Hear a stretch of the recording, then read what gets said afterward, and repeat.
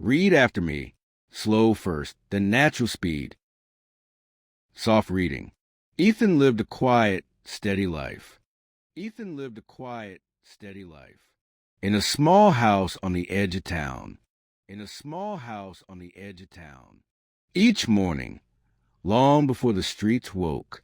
Each morning, long before the streets woke, he began his work. Burning charcoal, tending the fire, he began his work. Burning charcoal, tending the fire, letting the smoke rise into the pale sky. Letting the smoke rise into the pale sky. His hands were always dark, his clothes dusted with ash. His hands were always dark, his clothes dusted with ash.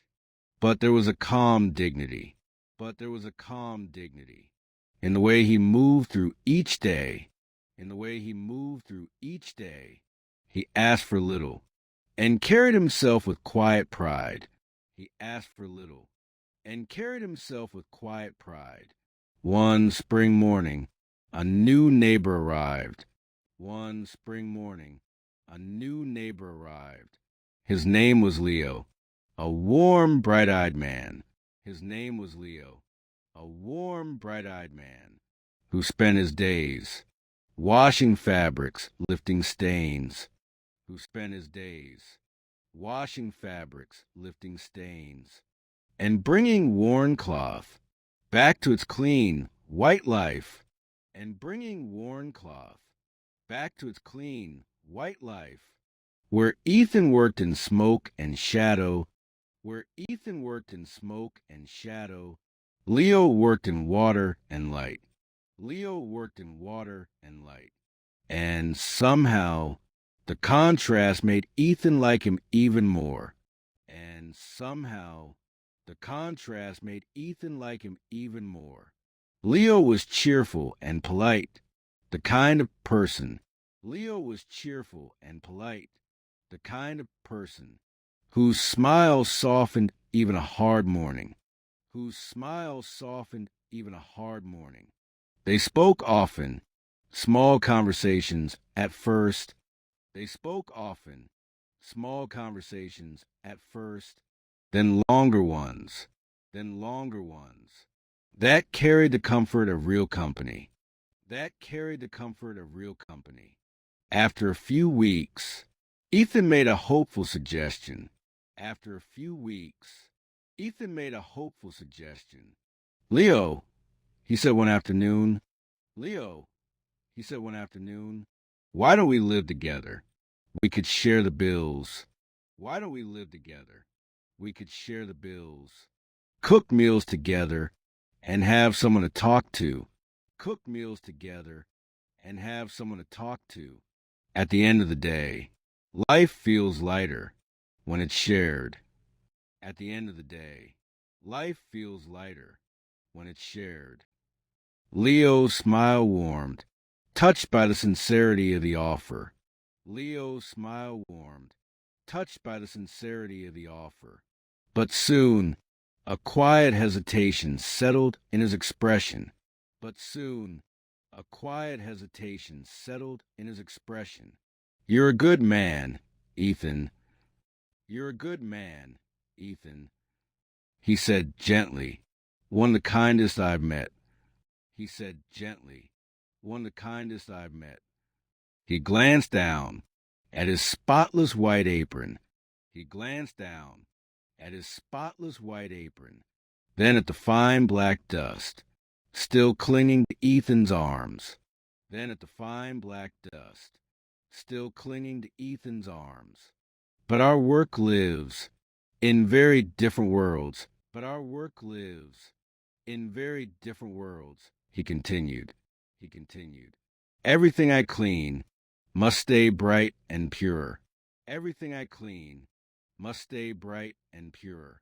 And your charcoal dust, it settles on anything. And your charcoal dust, it settles on anything. Without asking permission. Without asking permission. He offered a soft sigh, the kind that comes. He offered a soft sigh, the kind that comes not from annoyance, but from honesty, not from annoyance, but from honesty. If we lived together, he said, if we lived together, he said, we'd end up fighting battles. Neither of us meant to start. We'd end up fighting battles.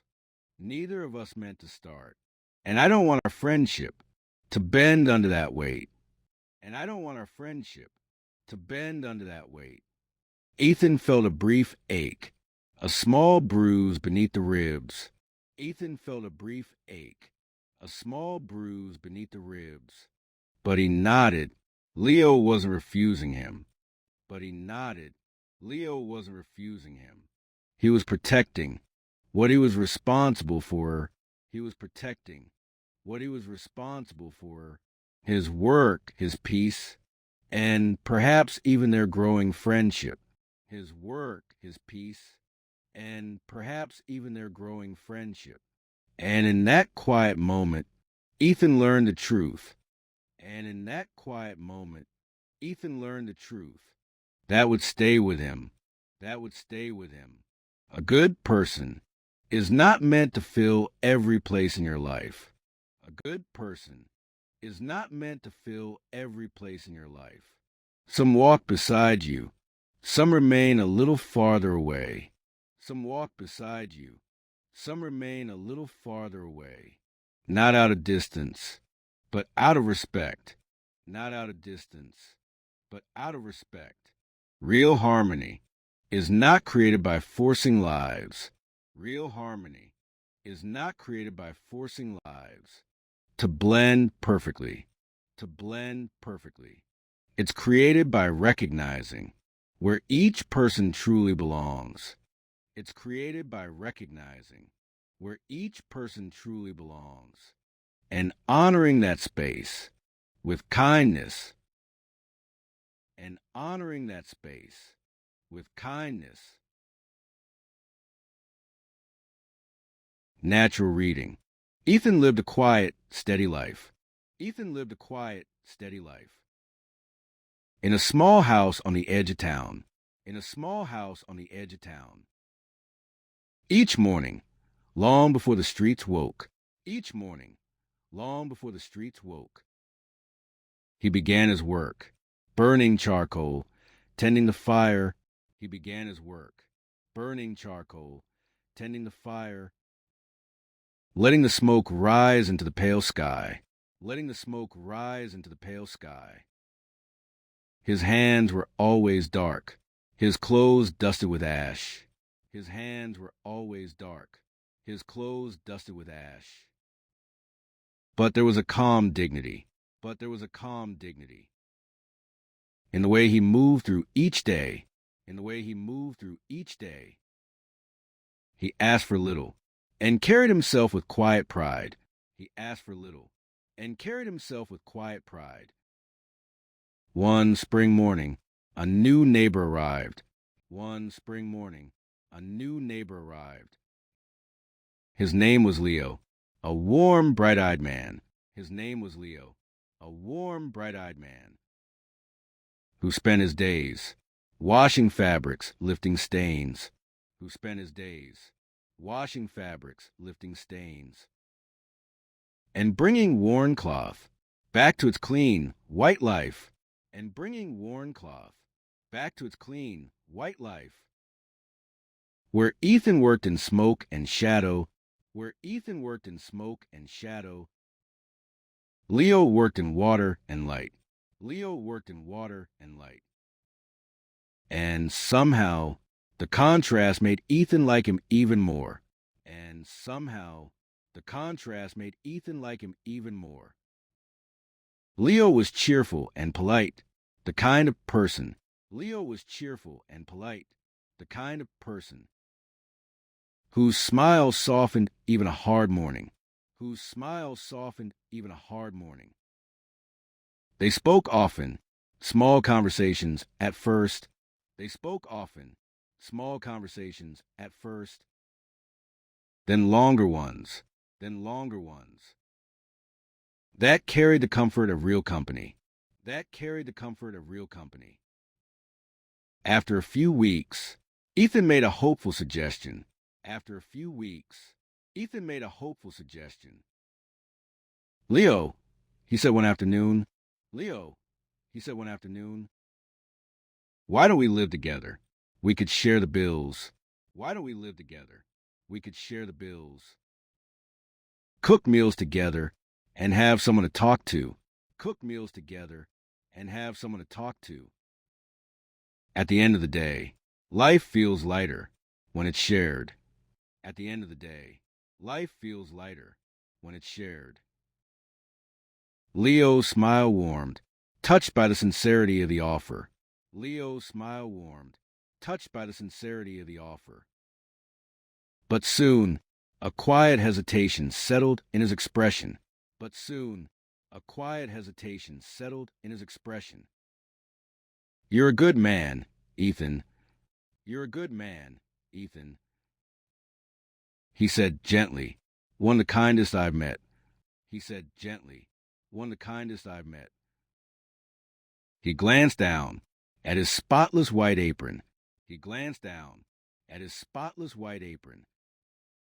Then at the fine black dust, still clinging to Ethan's arms.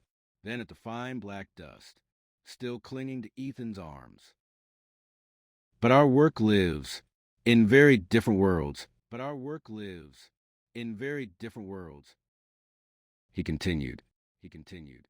Everything I clean must stay bright and pure. Everything I clean must stay bright and pure. And your charcoal dust, it settles on anything. And your charcoal dust, it settles on anything. Without asking permission. Without asking permission. He offered a soft sigh, the kind that comes. He offered a soft sigh, the kind that comes. Not from annoyance, but from honesty. Not from annoyance, but from honesty. If we lived together, he said, if we lived together, he said, we'd end up fighting battles. Neither of us meant to start. We'd end up fighting battles. Neither of us meant to start. And I don't want our friendship to bend under that weight. And I don't want our friendship to bend under that weight. Ethan felt a brief ache, a small bruise beneath the ribs. Ethan felt a brief ache, a small bruise beneath the ribs. But he nodded. Leo wasn't refusing him. But he nodded. Leo wasn't refusing him. He was protecting what he was responsible for.